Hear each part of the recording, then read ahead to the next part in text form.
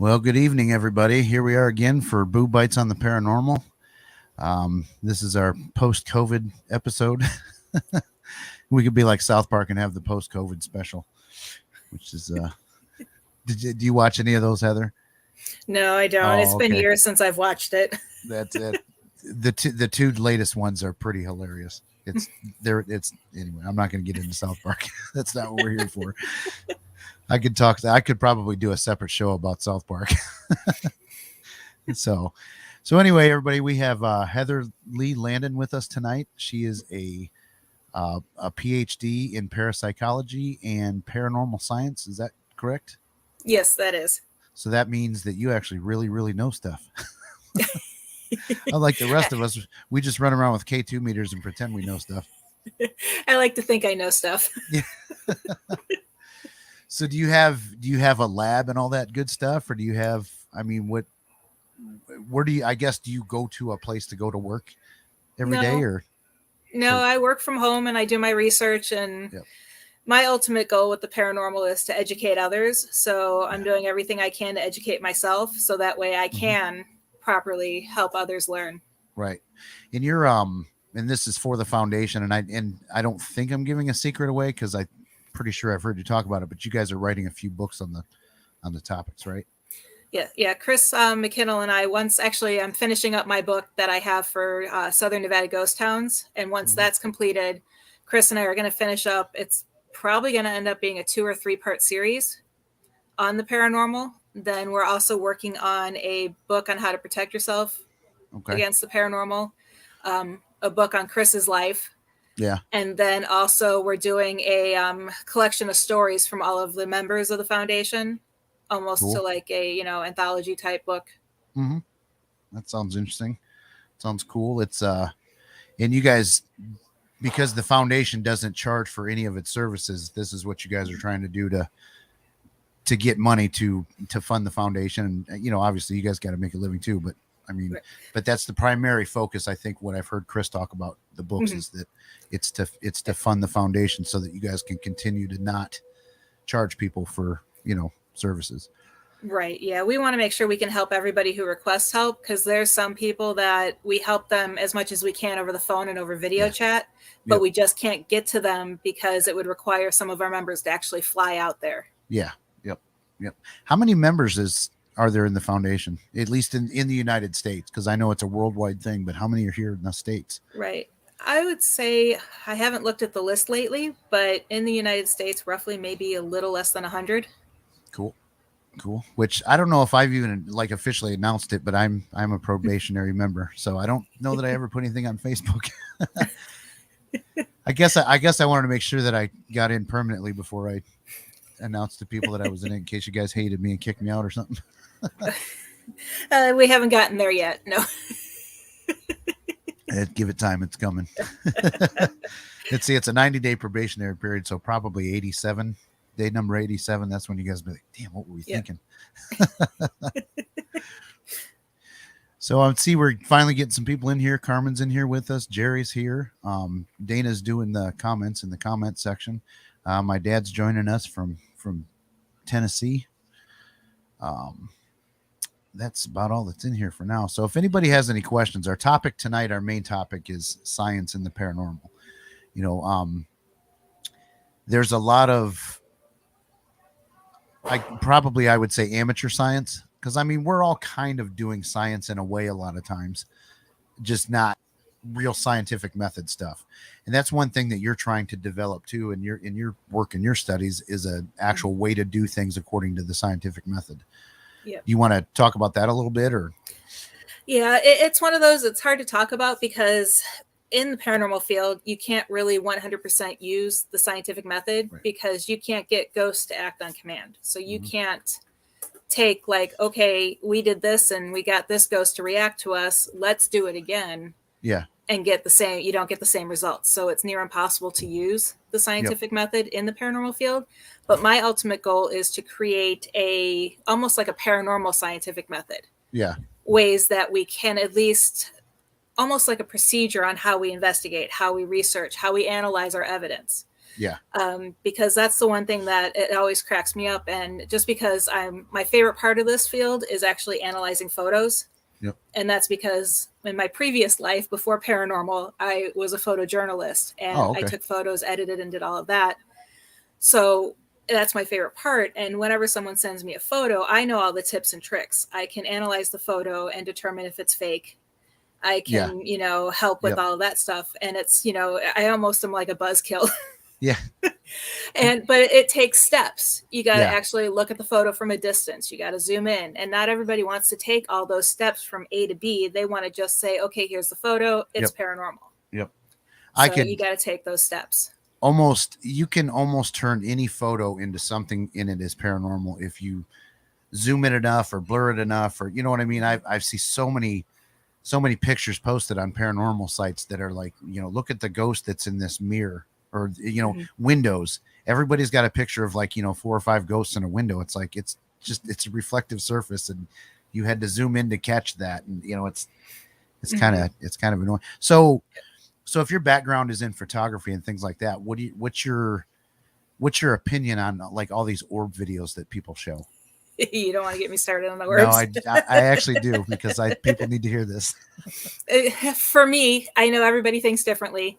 9 times out of 10, the orbs that you see in photos are either a refraction of your lens, a reflection of dust, bugs, and it's so hard to determine. I mean, even if you zoom in on them, you could almost see wings. Mm-hmm. But a true orb, I always say, is something that you have to see with your eyes. Yeah. And in videos, if it's reflecting light, so like if you have an orb moving past a dresser, if there's a reflection of light on the dresser, then that's a real orb. Yeah. Yep. But if there's no reflection, no anything like that, it's 9 times out of 10, it's nothing. Yep. I'd probably say 99 out of 100. Yeah. I mean, but that being said, I have seen real ones, and I've seen, there was one that a friend of mine caught. It starts out on one end of the attic, and it flies about 60 feet and gets brighter as it gets closer. But they caught at the exact same time too. They caught an EVP of a little girl singing.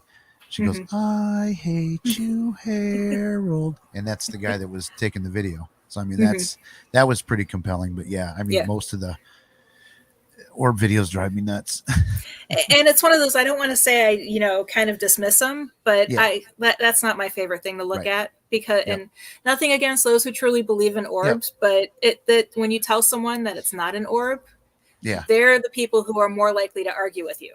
And I just don't want the argument. Right. And it's and like you said too, it doesn't necessarily mean it isn't, but that same image can be captured 1,000 times in the form, it's dust, and this is what dust looks like when infrared lighting hits it, and things like that. You can, but it is, I mean, it's, a lot of people like to argue orbs.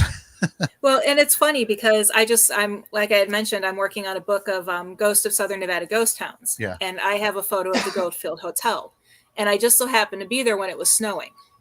Oh, wow. So, and it looks like there's all these orbs everywhere. And then during my research, I was reading someone else's book, and I love this person to death. She's a great author, but she had almost the identical photo, and it said, "Look at all these orbs surrounding the hotel." And I was just like, Yeah. I'm like, I have the same photo. Yep.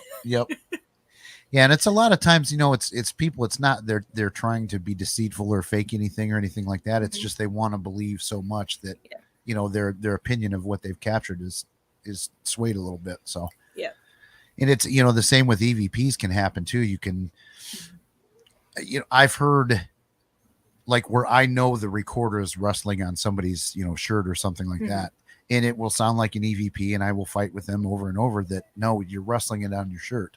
It's and your mind has turned it into a voice. I mean, how common is that too in like the study of EVPs? Is that the pareidolia? It's very common. That's why I always tell people, if you're going to use an audio recorder, walk into a room and set it down. Like a lot of people argued with me over, they're like, "Oh, it's your stomach because you were holding it close to you," or it was, but we have an EVP from a museum. And it's ironic that it was in the dinosaur room, and it sounds almost not that we would know what they sound like, but it sounds like what a pterodactyl would sound, what we would expect a pterodactyl to sound like. It was just a squawking, growl, squeaking thing. Right. And nobody moved. Nobody reacts around it. And I know 100% that it was on a table at least 10 to 15 feet away from anybody. Yeah. Yep. So, and nothing was moving. So I'm like, nope, it wasn't close enough to catch my stomach growling. Right. In that, I found that to be true too, is I think a lot of times those, because sometimes I do walk around with a recorder and I'm very careful as to what I do with it and all that stuff, but I'll wear headphones. And it's like those recorders pick up an amplified version of the room. I mean, is that your experience too? Because there's definitely times where it's like, man, this room is way louder than I remember it. You know what I mean? Like it's. Yeah, they can do that. And I understand walking around with them sometimes because you want to get that, but any paranormal equipment is actually designed to be set down. K2 meters, Eddy Plus, video cameras, they're all designed to be set down if you want, to reduce the possibility of contamination. Right. Yep.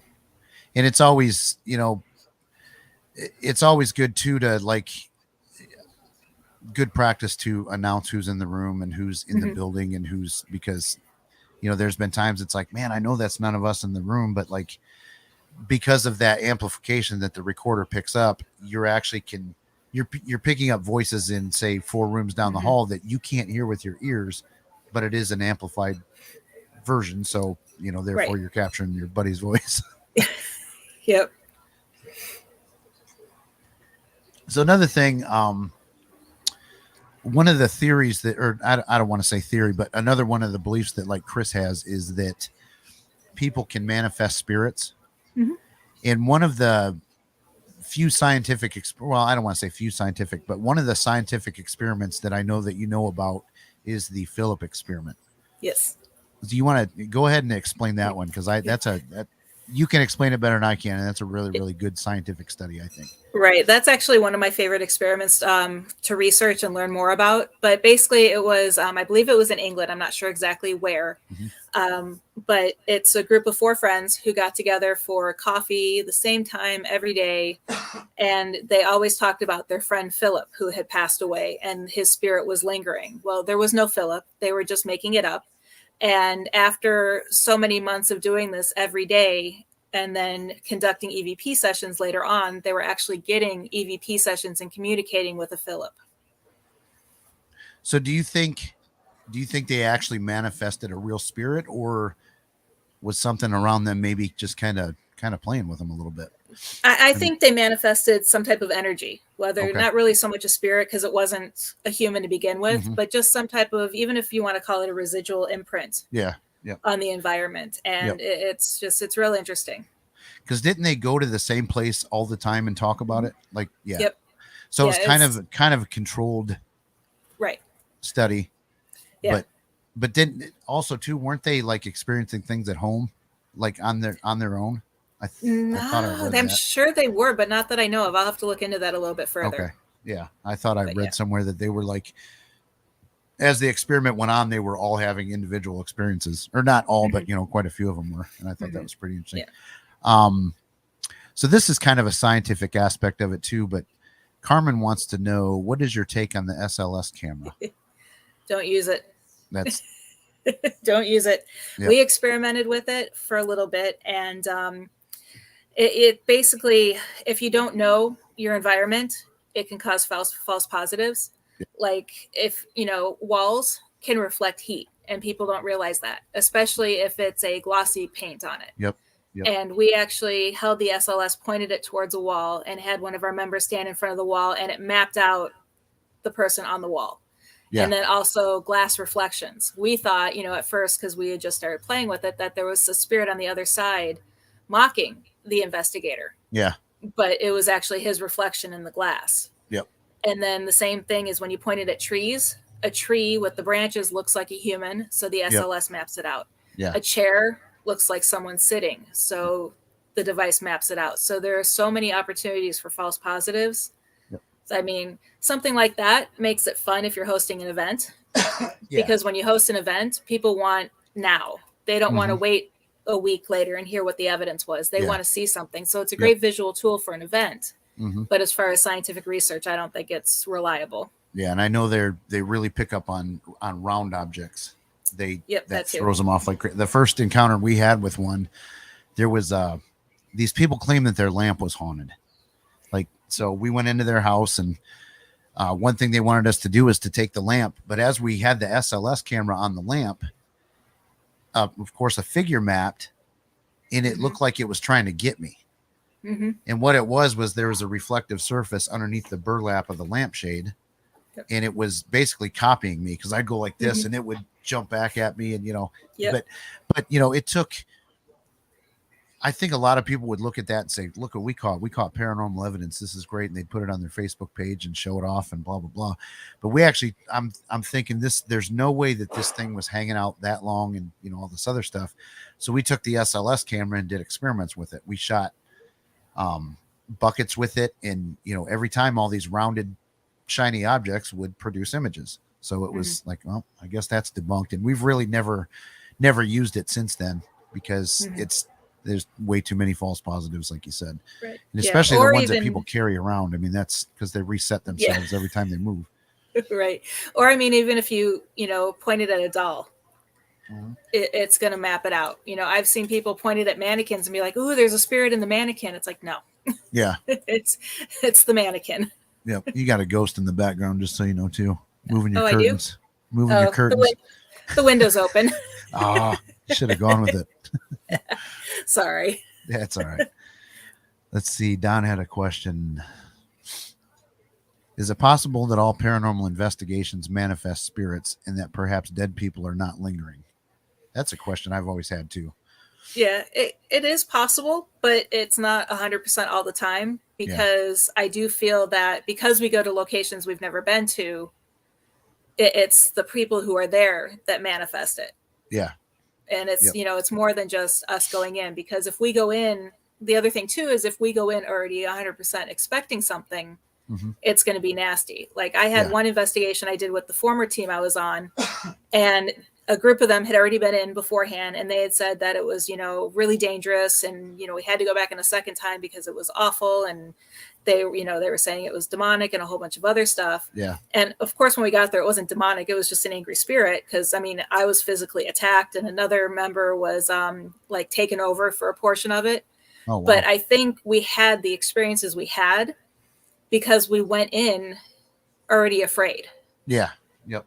And we opened ourselves up, and some of it could have manifested because we were afraid of what we were talking about. So it's real hard to say, but I do believe that there are some spirits out there, because I've seen my grandfather and my uncle. Yeah. And, so it's one of those things where they're there, but a majority of some of the stuff that happens is manifested. Have you ever done any kind of work or experiments or anything like that where you have, say, two teams go into a house and say, like, one team is stacked with mediums and psychics and sensitive people, and say the other team is stacked with like skeptical people? Have you ever done anything with that? Because I really think that like the team stacked with mediums and sensitives and stuff like that, they do have legitimate experiences. And I'll let you talk, but I think I have a reason as to why I think they do. Yeah, it's one of those where we haven't done it per se that way, because the last team I was on, only two of us, I guess you could say, were sensitive. We weren't really psychics, but we were, sensitive to it, and we could both see things that others in the group couldn't. So it was just the two of us, really. Yeah. And then the team I have right now is, well, you have my husband, who's 100% skeptic, my son, who's skeptic but had experiences, and then you have myself, who firmly believes. So it's real hard right now with the size of our team. But that's good too, to mix it up like that, because like I said, I do know that there are teams that they're all mediums or sensitives, and of course everything's haunted and everything's a ghost and everything, so you need those skeptical people to keep you in check. Actually, there's been a lot of stuff that, like, Dana is way more sensitive than I am, and like there'll be times that I'm analyzing stuff and it's like, oh my God, I just heard something or saw something on camera, come here and you got to check this out. And she's actually gotten into this big like debunking, oh, that's not what you think it is. And so she's actually kind of going the opposite way, which is good. Because sometimes, especially when you spend hours and hours analyzing audio and video, like, you really want to catch something, and it's often good to have somebody else come in and be like, no, it could be this, it Right. could be that. And it's like, yeah, it could be, but I know it's not. Right. Yeah. No, when we come home from an investigation, my husband will listen and he'll mark what times he thought he heard something. And that's Yeah. all he'll mark. And then, but he won't show that to me yet. So then Right. I'll listen and I'll mark when I heard stuff. Yeah. And then we compare and, you know, Yep. see if we heard something at the same time. And then we figure out if we heard the same thing. Yep. And we go from there. But he pretty much keeps me in line. Yeah. Well, that's another good experiment that, you know, as far as audio goes, that, you know, you remember that experiment, that Facebook thing where people were playing that audio and like people were arguing about Yanni, whether they heard Yanni or something else. What's the science behind that? Why do people hear two completely different things when they play certain parts of audio? I have no clue. I just know it happens, and it happens a lot. Yep. Yeah. Because we did that. We played it at lunchtime one time, and you know, and it was like we were arguing about, like, I heard Yanni, so I like, how do you not hear this? It's clear as can be, and these other people are saying no, it's, you know, whatever the other phrase was, and I'm like, there's no way it says that. You know, it's just crazy. So, but you know, EVPs are the same way. It's like I'll listen to recorders, and you know, I'll hear something plain as day, and you play it for someone and they can't hear it and they look at you like you're nuts. Or, you know, the opposite, they'll play something that to them is plain as day, and that's like, man, I don't hear nothing, you know. So I think it's definitely got to be some kind of like frequency thing, you know. It's right. Well, and it's also the same thing because when I'm on investigations, I'm very clairaudient on investigations. Yeah. And I hear things that people don't hear. And I'll hear something and I'll be like, you know, hey, did you say that? Or I'll answer the person and we'll catch it, what I said on the audio recorder. But no matter how much we amplify it and try to listen to it, it's flatlined. Yeah. Around my saying, you know, answering somebody. So it's like, I can hear it. I know it happened, but it didn't come on the recorder. And if it was someone talking, it would have gone on the recorder. Yep. Yeah. That's a freaky experience too. When you're like, this happened once. We were in the basement of an old 100-year-old building that had Underground Railroad stuff back in the day.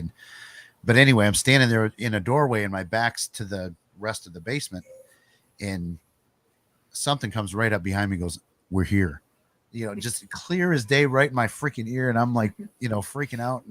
And we did capture that on audio, but like everybody else heard it too. And it was like, you know, that's really creepy when you hear them in real time. Well, what ended up happening one time that I think this is my best experience ever is we were investigating the Florence mine in Goldfield. Okay. And we were there and we stayed overnight in the mine keeper's home. And the other investigator and I were in the living room. And then the mine keeper's children were also scattered through the living room and in the dining room that you could see from the living room. And 3 a.m., I get woken up to someone screaming in my ear. I didn't start the fire. Oh, jeez. And I jumped up and nobody else was moving. Yeah. They were all still sound asleep. Isn't that one of the places that was on Ghost Adventures, like in their very first? Goldfield Hotel was. But I thought the mine. Okay. Yeah, no, we were the first team to ever investigate that mine. Oh, cool. Yeah. And we were doing it for a pilot TV series, but then COVID hit and it got shelved. Gotcha. So is it something that will ever come out someday, or? I don't think possibly? So. I think it's shelved for good. Oh, that sucks. I know. I was looking forward to it. Was it you and your husband and your son doing that, or were you guys involved? Not that with someone one. else? That was the lead investigator from the last team that I was on. We went up and did that, and it was supposed to be a series on investigating mines. Oh, okay. In the country. And so we started with Goldfield because it was local to us. Yeah. And the production company, we met them there, and we actually went into the mine and into a collapsed mine shaft and investigated the home, the mill house, and the whole location. And it was a lot of fun. But the one that my family was in with me was Real Haunts Ghost Towns and Real Haunts 3. Oh, okay. So what's that on? Was that a Discovery? Real Haunts Ghost Towns is on Tubi. It's by Motion Picture Video. And then Real Haunts 3 was supposed to come out on Halloween, but it got delayed. So we're still waiting for the release date. Oh, okay. Yep. I think, we do have Tubi on our smart TV. I'll have to check that one out. So that's cool. So what other kind of science do you know of is going on in the paranormal field of actual science, being worked on in theories and things like that. Do you know of any that you could share? Well, if you have like the Rhine Institute, they have a whole bunch of different recent studies, and you can go to their website to learn about them. They're doing like one of the recent projects that they had was, I believe it was remote viewing and evaluating targets in remote viewing. Then they were doing tests, and I actually pulled it up to see effects of emotion and attitude on electronic devices as part of a psychokinesis experiment. Okay. And that was basically where they were trying to figure out poltergeist activity is actually caused by humans versus, an actual paranormal energy. And then they also do experiments on the human bioenergy field. Yep. And then I'm pulling up the last one. And then effective healing evaluations. And they're working how you can use your own energy. And, let me read it real quick. It's a quantitative study to collect information from a group of healers at the Rhine to learn more about their experiences and their attempt to create a general description of healing from multiple perspectives. And you said that's the Rhine Institute, RHINE? Right. Yep. And it's actually rhineonline.org. Okay. I'm writing that down because I want to check. And they have classes. Lloyd Arbach, I've actually interviewed several times on Ghost Education 101. He teaches there.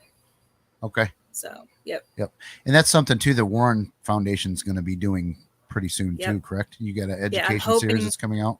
I'm hoping next week we'll have our first free class. I just had issues with the platform accepting how we wanted to set up the classes. And so it's going to be a free class on herbal remedies for the paranormal field. So kind of a takeoff of our show we did yesterday. Yeah. Yep. And that's going to be, like I said, a free class. But then we're going to do classes on paranormal protection. We're going to actually teach classes on exorcisms from some of our the bishops that we have in the foundation. Yep. Chris is going to teach a few classes on his grandparents' cases, his current cases that he's working on, and also basically like a paranormal 101. Yeah. And it's going to be 13 months long. And you're going to pay each month, and every month that you pay, a new month of classes drops. Okay. Do you know about the price point that's going to be, or around roughly? The Paranormal 101, I think we're going to keep it between $25 and $35 a month. And it's one of those where you can cancel at any time if you decide it's not for you. But if you do all 13 months, we're going to have almost like a gift basket. Okay. That will send people who complete the full 13 months. Is that going to be on a website, or is that going to be on YouTube, or how are people going to access that? Teachable? Yeah, it'll be for Teachable, and everything will be, and the links will be on our page as well. Yep, on your face. Okay, yeah. So hopefully everybody in here is following the Warren Legacy Foundation on Facebook, because there is a lot of information and a lot of stuff that you guys do. All your shows that come on, which the shows are fantastic. I don't think I've watched every one, but I've sat in on the bulk of a lot of them, and including last night, even though it was a topic, like I told you beforehand off screen, it's just not, I'm not sold on all that stuff yet, but there again, it's, it's educational. It's, I even bought a book, what is it? It's the Blue Book of Witchcraft, they call it. Yep. Okay. I mean, I even bought that just to learn about, cause you got to know this stuff if you do this, or at least have a basic knowledge of some of it. Yeah. It all depends on who your client is. And that's why the last team I was on had me on several cases, because we had a lot of, pagan hosts or pagan clients and stuff like that. So it was, it was like, go ask Heather. Yep. That's actually, so you have a Wicca belief system, correct? It's one of those, I know it's hard to say, but I almost picked and chose from all the different branches of it. And I view it as I wanted something that worked for me.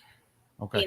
Not every one of, the Green Witch I follow, but not every, it's just all the different paths. And, I like doing things my way. Yeah. Oh, I do too. Yeah. I definitely like the solo route that I've chosen. Yeah. Which that actually, I got a question about a case then, since I got John here, I'll ask you about it, because I've always wondered this. Shouldn't your standard person with Wicca beliefs be able to take care of any spirits in your house? Like, we got called on a case where this lady had stuff going on, and it started when her daughter moved in, and her, she was a Wicca. And I always thought to myself, shouldn't she be able to handle any spirits that were in the house? Or, is it, I don't know. It just seemed weird to me because I thought Wiccas were like in tune on how to clean houses and clear energies and all that other stuff. And, so I don't know what's your thoughts on that? Like, is that kind of a standard thing a Wicca should know? It all depends on what level, because it's same thing with being Catholic. Yeah. Not every Catholic knows how to exercise their home. Yeah, it's true. One of those things where, and also their religious Wiccan practices could have brought the energy in. Yeah. And if they don't know what they're dealing with, it's kind of hard to get rid of. Yeah. Because, even in my home, I mean, we moved and my home, I know, is 100% protected against any negative energy. Yeah. Just because it's my belief system. And that's the other thing too, is if they don't fully wholeheartedly believe in their pagan system, they could sage a home or use the herbs or the salts. Right. And it's not going to work because they don't believe it. And they need to actually truly believe and understand not only what they're dealing with, but what they're using to banish it.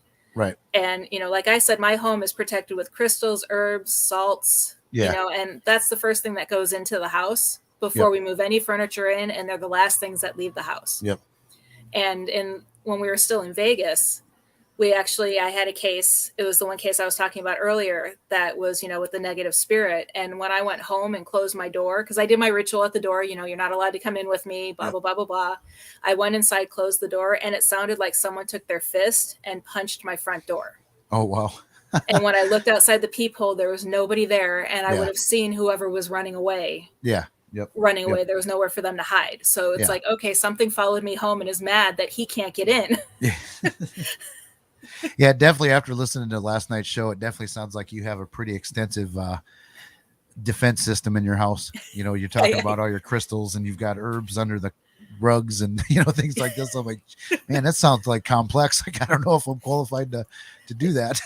Yeah, it's no different than, daily routines. It's like, you clean house. I drop lavender oil and sage oil in the water, just a little few drops, when I wipe things down, and it's, a little here and there, and you get used to it.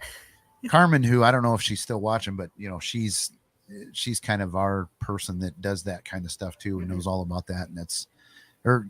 Yeah. Carmen, it's the Carmen that we were talking about. Yep. Who's also a member of the foundation.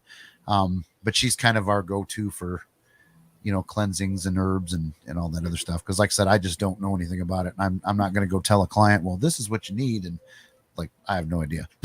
Yeah. And that's what I like about the Warren Foundation, because, even though I was raised Roman Catholic up until a certain age, I wouldn't be able to know how to help someone who's Catholic, even at this time, outside of, what Chris tells me, use the white light of protection and say these prayers. But we accept everybody from any background in any religion and, even skeptics. Yeah. Because that way, if we have a case that needs a pagan, we have pagans that can go help. If we have a case that needs, a Catholic priest, we have access to that to go help. And it's it's nice to have the variety that we have. Right. Yeah. Because and even like the Catholic Church, it's funny because they have exorcists and people like that, but they don't, anything paranormal, they don't play around with. Like, they don't, they don't want you investigating like a Catholic cemetery, or you go in and talk to the church about anything paranormal and they just won't talk about it. Yeah, it's a tough call because they don't, I actually had a client in Vegas that she was having trouble getting help from the church. Yeah. And then she came to me before I joined the foundation, and my team, we worked on trying to help her. Right.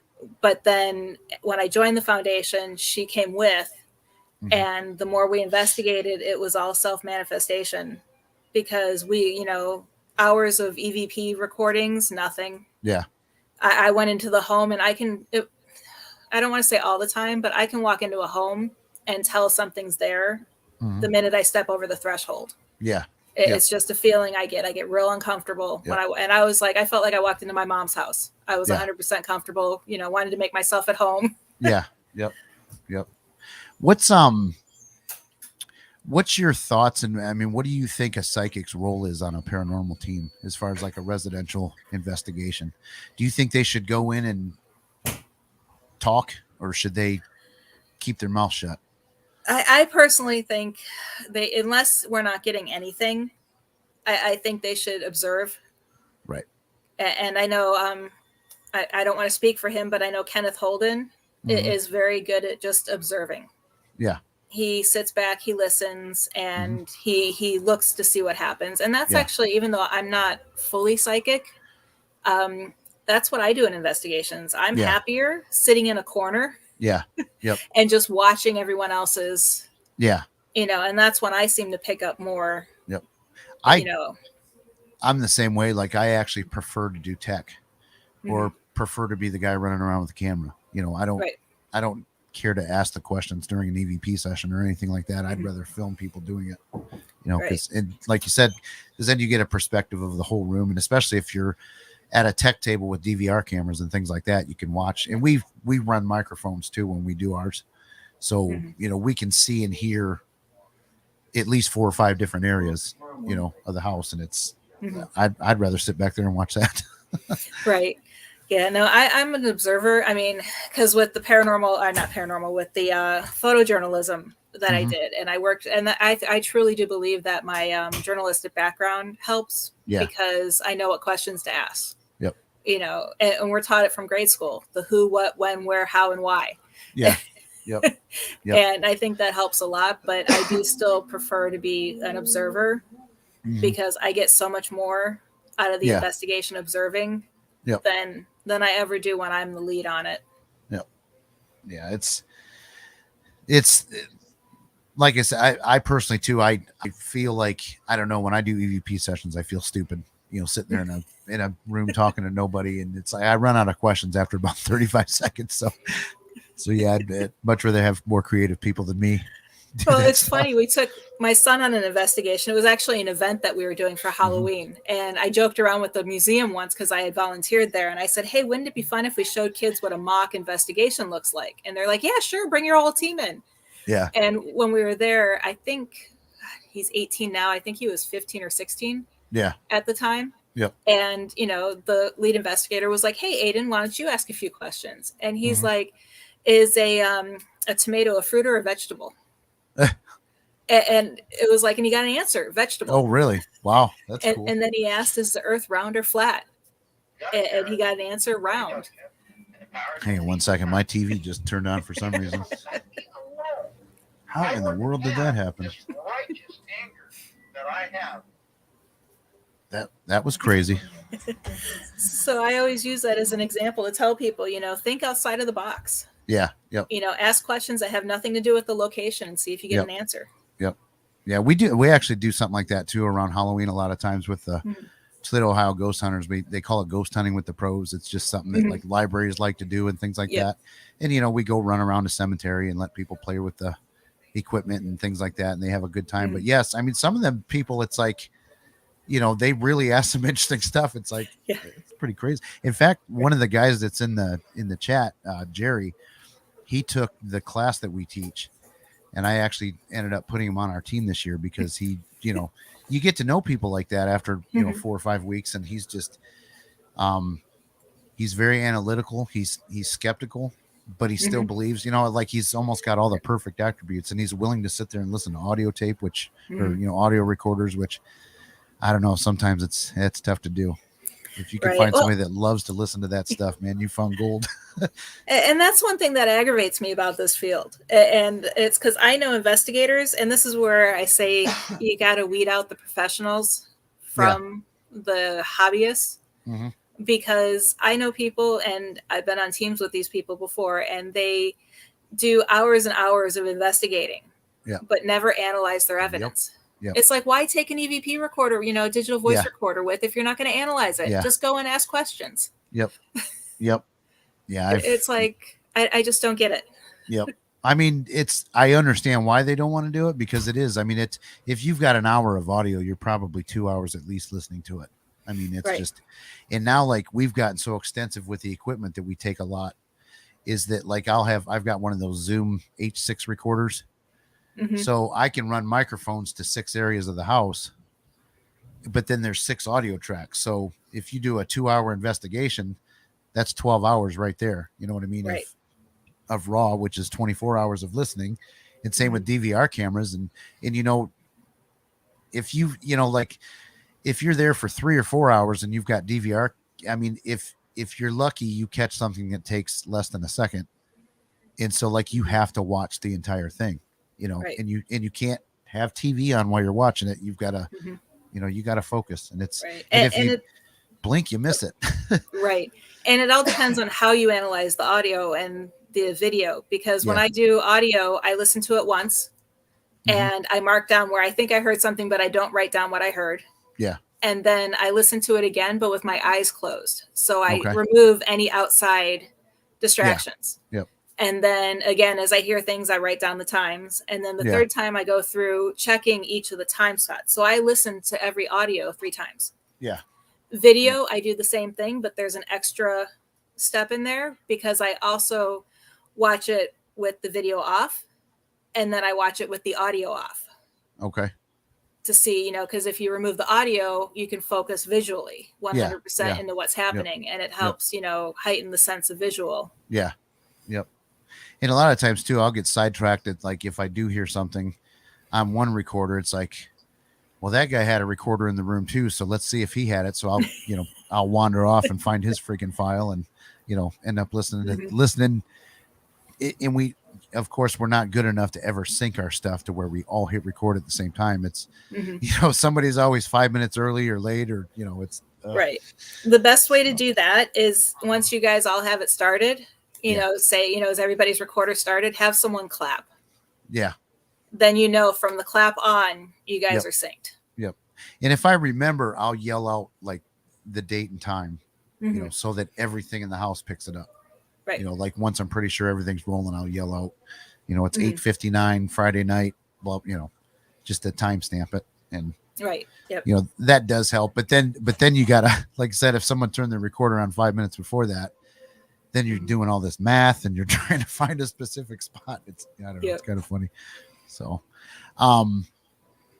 have you ever heard there was a study on Ouija boards? What's your thought on Ouija boards? What do you think? Do you think that's an actual, a real paranormal thing going on, or is that? And what do you think? What do you think describes people's experiences with Ouija boards? Right. Personally, I feel they are a tool to communicate with the spirits. I do believe that wholeheartedly. And the only problem is it, you know, can be tampered with, you know, human error, human influence. The same thing with pendulums. Pendulums work great. Yeah. They work. I have a pendulum. I don't have a Ouija board, but I have a pendulum board. So essentially the same thing. I don't have a planchette. I have a, you know, crystal with a point. And it's one of those, you need to know what you're doing. Because, you know, even with EVP sessions, if you don't know what you're doing, an EVP session can be just as dangerous as a Ouija board. Yep. So I truly believe that you just need to know what you're doing. Yeah. But I don't believe that they should be used on investigations unless you have permission from the client. Yeah. Yep. I agree with that too, because there's just a stigma about them that, you know, people see a Ouija board and they get freaked out. Even though, like you said, I mean, it is a guy that we're going to have on in a couple weeks had, he called it, he's got a film out. It's called the Zozo Project. And that was basically his quest was to prove or disprove that Zozo was a real Ouija board demon that, you know, and it actually, he had a really bad experience, but in the end, his conclusion was it wasn't the Ouija board. It was his desire for, he basically, if you're looking for the dark, you'll find it, or it'll find you, you know, and that's, that was his experience. But, you know, he concluded that it really wasn't the Ouija board. So, but there was an experiment too. Like I said, we teach that class, and there was a Ouija board convention in Europe somewhere. And I'm sure there was. Yeah, of course it would be in Europe. But they actually, one team set up and they had an experiment. What they had was glasses with cameras on them that were focusing on the people's eye. Yep. And so, like, in almost all of the cases, the eyes were telegraphing where the letters were going. And even if they did it in groups of 2, the two people's minds would start like working together to come up with the words, and it was Mhm. their conclusions are really, really interesting. I thought that was pretty cool. Right. And that's something similar to like, I don't know if there's any experiments going on currently, but I know in the past there have been experiments that we can imprint our thoughts Mm-hmm. on digital voice recorders, which is Okay. why the Estes method is perfect. Yeah. Because, like, say you asked a question and I'm thinking an answer in my head, Yeah. it could, transpose itself onto the digital Mm-hmm. voice recorder, and we think it's a spirit when actually it was just my mind guessing what the answer would have been. Yep. Weren't they? So, do you know anything about the Gansfeld experiment? That's the one with the lights in the eyes. Yeah. I know a little bit about it, but not too much. Okay. Because Yeah. weren't they trying to prove that you could do things with your mind, and that's Mhm. yeah. Yeah. And from what I understand, I've heard from people that that's a dangerous experiment. Mm-hmm. So I've never really looked into it too much. Yeah, I've heard you can actually like go into hallucinations and Mm-hmm. like it can really mess with your mind. So Yep. of course I want to try it sometime. Another thing I did once, and this was probably not the smartest thing in the world, but did scrying. Mm-hmm. And I did it, but in a sleep deprived condition. Mm-hmm. And I did go to a weird place with that. And I kept seeing like, and here I sometimes think I'm crazy and I wasn't really seeing this, but I kept seeing like flashes of animal combinations, Mm-hmm. like, a tiger body with a mouse head. I mean, just like one right after another. It seemed like for 15 minutes this was going on. And then right before I came out of it, because I was almost like in a trance, it was weird. I saw my son's image in the mirror. Mm-hmm. And then that's what like got me out. It was crazy. Do you do anything, do you ever do any goofy, or not goofy, but like edgy experimental methods when you investigate stuff? Like things like that, like scrying or. Right. What I do is I have my pendulum boards. And what I try to do is, of course, they work best when you're holding it, but to eliminate human contamination, make some type of, I use ornament holders or like ornament stands. Mm-hmm. And what I've played around with is just kind of hold my hands around it like this and kind of just say, in my mind, I'll, envision it spinning. Mm-hmm. And eventually it'll start spinning. Okay. And then I'll envision it moving left to right, and it'll start moving left to right. And to me, that just proves that we can affect our environment around us and all of that stuff. Yep. But then I just lost the other experiment that we've done. I've played around. I haven't had any results yet, but a crystal ball. I've actually set that down with my night vision camera pointing to it to see if it captures anything in the background. Yeah. Yep. That's kind of what the scrying is, I mean, the crystal ball is kind of, it's a way of scrying, I think. So, and there again, it's like, a buddy of mine is like, hey, you should try this. And I'm the first guy, like, I don't know anything about it. I could be summoning the devil. I don't know, but sure, I'll do it. It's like, I do have a weird, like, I do want to be like, this sounds stupid, but I want to be scratched or pushed or something like that sometime. I've never had that happen to me. I know it's not, but I almost have to. I know it's happened to a lot of people, but I'm one that is like almost has to happen to me before I fully believe. Before you're happy. Even though I've seen it happen to people and things like that, it's like, I don't know if I believe you yet. Yeah. I've had my feet completely swept out from underneath me and I've landed on my knees, and it's not fun. No. You can't fight back. Yep. And that'll probably be my experience is, okay, it happened once. Don't ever do that again. No. So, Teresa was saying that, I hope you don't mind me mentioning that, but you have a male around you named Jim or Jimmy. Okay. So I don't know what that means, but then she said it was around you. So okay. Apparently I'm safe and you're not. Yeah. I don't know if it would be, but my grandfather was named James. Oh, wow. And he passed away a couple of years ago, but I didn't see or talk to him for several years prior to that. Well, that's interesting.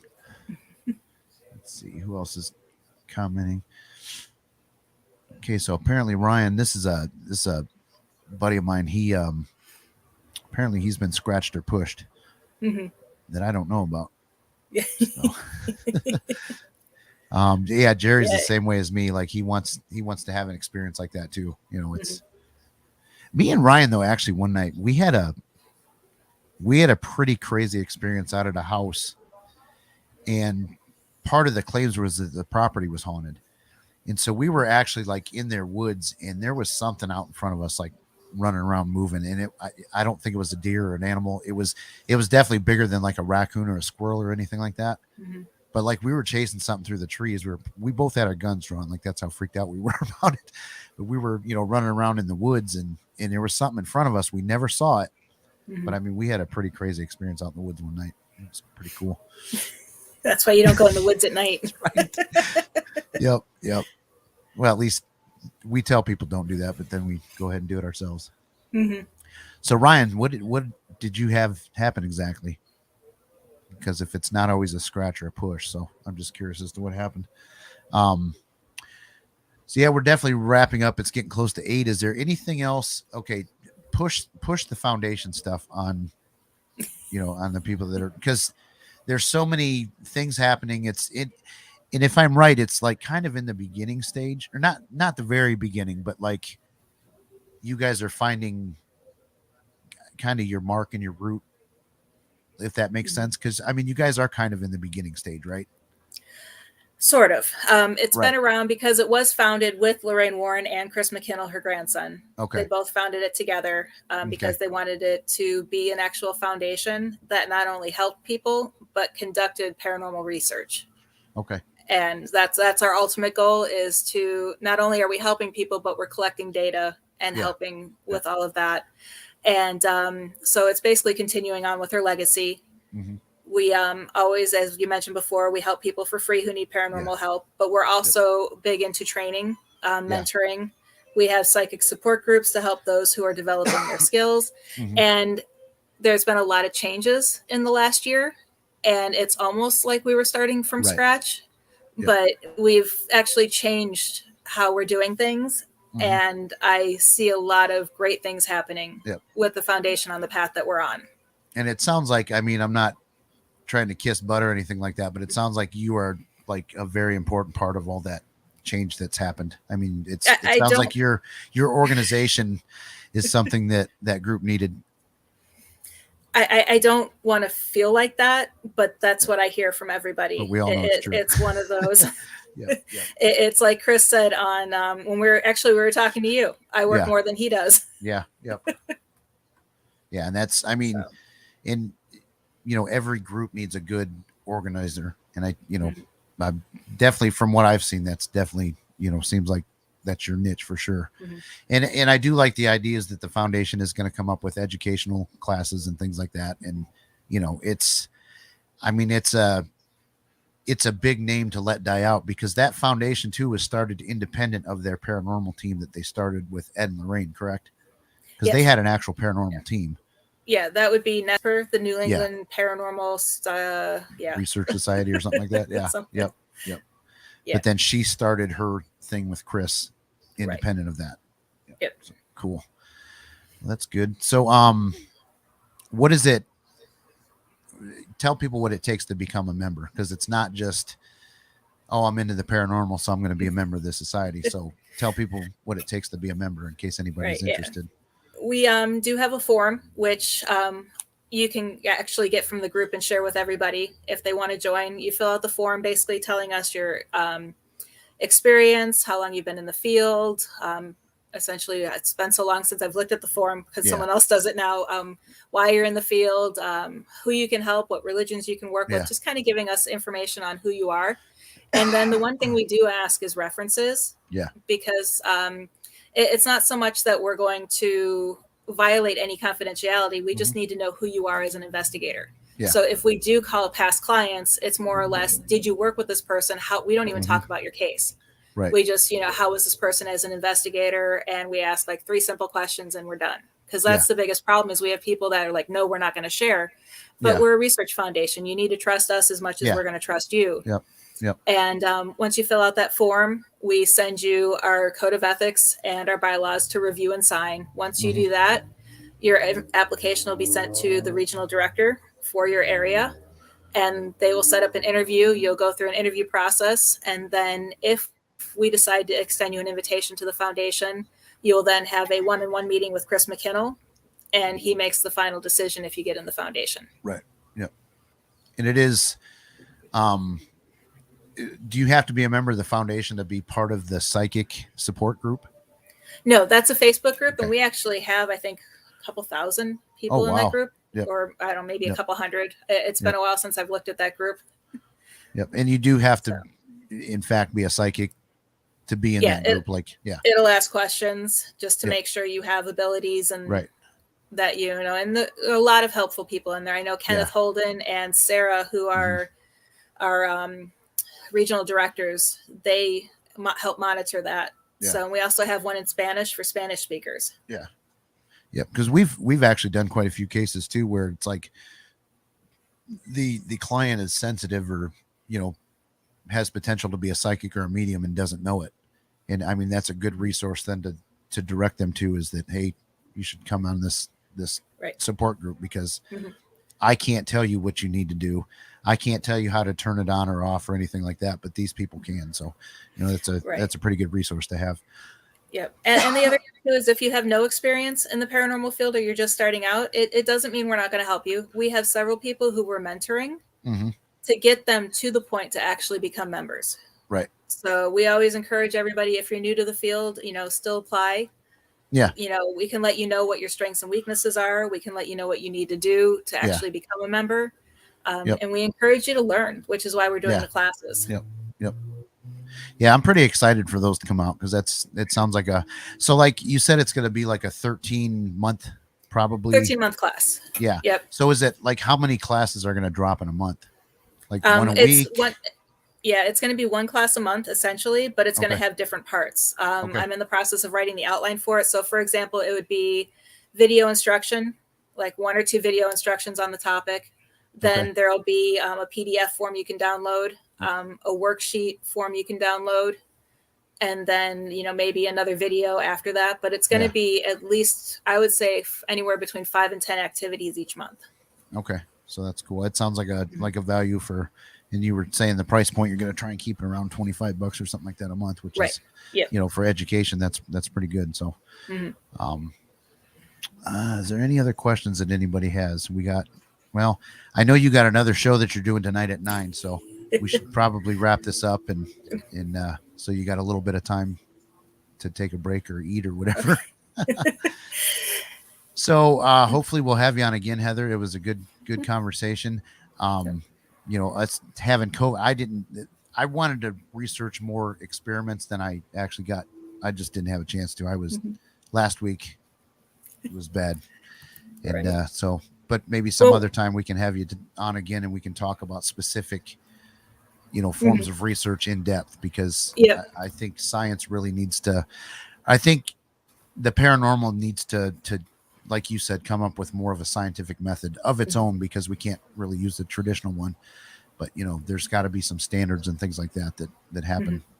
So, yeah, definitely check out the Ryan Institute. And they have a lot of good experiments in a database that you can look up the experiments on. Okay, cool. And you've written some articles. Is there a blog that you have that people can go to and read?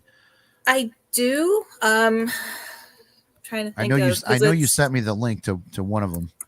Right, because I know it's on blogger.com, and I'm trying to remember it. I always forget, because of course when I signed up for everything, it got different names on each one. Yeah.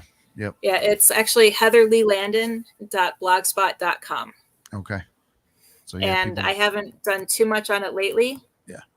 I mean, it's not like you got other stuff going on, so I'm just kidding. Writing books and coming up with classes and all this other stuff. So, yeah. But I do try to post on there as much as possible. And I post everything from, Paranormal 101 topics to, I have like 10 paranormal reasons to visit different locations, and you know, you name it, it's there. Do you have like a YouTube channel or anything like that for your personal team, or? We do. I just started it because I just started my own vodcast. It was supposed to be a podcast, but it turned out my time slot didn't fit with the radio station. So I've just turned it into it's opposite Wednesdays of the Warren Files. Okay. I do actually 2 shows back to back, and I have a YouTube channel for that. Okay. What is that channel? It is, I believe it's Dr. Heather Leigh, but I'm not 100% sure. Okay. Let me pull it up real quick. But yeah, I mean, if you go to my Facebook page, which is at Dr. Heather Leigh, okay, it'll have all of my links and everything for okay. different things in the pages. So it is, and it's going slow, of course. Gotta love technology. Is any of that Mind Project on there, or is that someone else's? No, it's someone else's. Okay. So it's Heather Leigh Landon, PhD. Okay. And like right now, all that's up there is my presentation on paranormal tourism and my interview with Brandon Alvis. Okay. One more thing before we go. Teresa has a comment. Who in the chat has a pet rabbit and also has diabetes? So I don't. Nope. I guess we can give it a couple minutes. We actually, maybe I'll stay on for a couple more minutes, but we can let you go because, like I said, I know you got another show at 9 coming up. What show is that tonight? It is Dark Horse Paranormal Productions. Okay. Is it a Facebook show? Yeah, it's a Facebook show, and it'll also air on Pun TV. Okay. Which is now Parallax TV, which is on Facebook. That's where I cross post at all of my shows. Okay. So it's Dark Horse. They're a great platform. Dark Horse Paranormal. Okay. Yeah. They also host Barefoot and the Bunny, but that's a Sunday or Saturday show. Okay. So yeah, if people like what they heard tonight and want to continue watching Heather, you can slip over there at 9:00 tonight and check it out. So, all right. Thanks again for coming on, and we will chat soon, and I will talk to you later. I'm going to stay on for a couple more minutes. So okay. Sounds good. Thank you for having me. Yep. Thank you. Bye. Bye. So there you have it. That was Heather. She's with the Chris McKinnell, the Warren Foundation. A lot of people have heard me talk. Teresa, no one's really chimed in about having a pet rabbit. So I don't know. Could be somebody that was on and bailed, or you freaked them out and they're scared and they don't want to say anything. I think Jerry's got a pet rabbit. Just kidding. So yeah, everybody, thanks for joining us tonight. Like I said, Teresa, I'll send you a message. Okay. So apparently Dana sent Teresa a message. Yeah, I did not get to prepare for this show like I wanted to. Like I said, we had COVID last week, and Dana's not on tonight because she's hard to understand, and she's definitely a lot more congested still than I am. But it took us out. It took us out pretty good for a week, and still having come back and recovery and all that stuff. So thanks again for watching. Next week we're gonna have a medium on next week. Her name is Jody, and we are going to talk about we're going to talk specifically about remote viewings or remote readings and things like that. So, because it's one of those things that I truly believe that it can happen. I know it can happen because I know people that do it, but somebody's got to be able to explain it in like layman terms so that the average person can understand what's going on and how it works and all that other stuff. Because I'm still like, I guess I want to be able in my mind to have someone walk me through that experience and give me details so I can imagine how it goes in my head, because that's just how I think and all that other stuff. So, well, my voice is kind of going to just got your message. Okay. Yeah. So like I said, Teresa, Dana, I think she must be the one that sent you a message. So, thank you guys for joining, and we will be on next Thursday at 7. And then after that, so the week after that, then we're going to have, a guy did a documentary on Paraflix called the Zozo Project. And that's going to be a pretty good, study on Ouija boards and things like that. Cause he's got a really interesting story. I totally recommend going and watching it. It might give away what happened, but I don't care. I mean, it's a good story, and I think if you watch it, you'll want to hear his live take on it as well. So, oh, Teresa, you're from the UK. Well, That's interesting. We're international now. So thank you all for watching, and we will talk next week. Goodbye.